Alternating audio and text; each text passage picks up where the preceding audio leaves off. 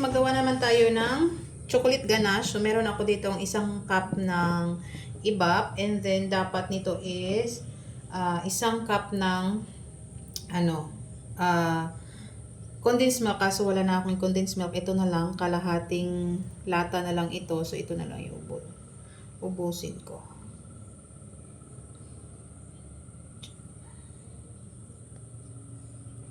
Wala na kasi akong condense. Ayan, ito na lang. Yan.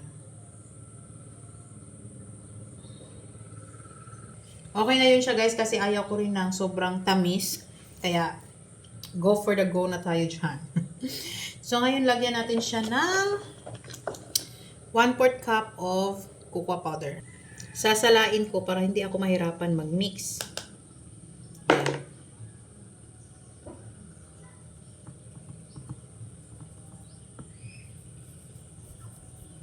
Yan.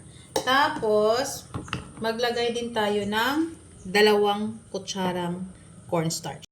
And of course, dahil tamad tayong mag-mix, so sasalain din natin yung cornstarch para hindi tayo mahirapan. So, 2 kutsarang cornstarch. Yan.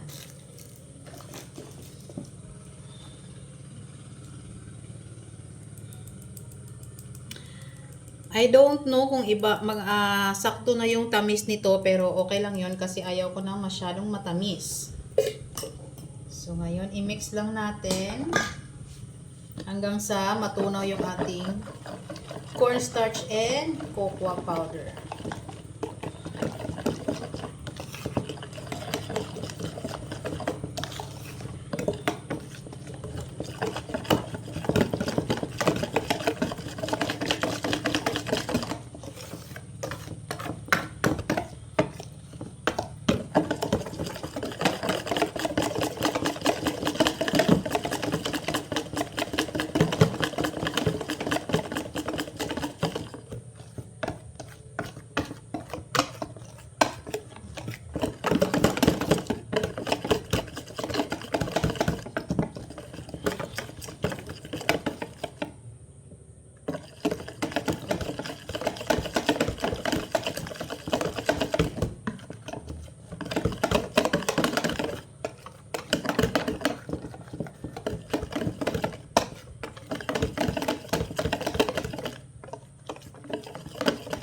Diba guys, hindi tayo mahirapan mag-mix kapag sinasala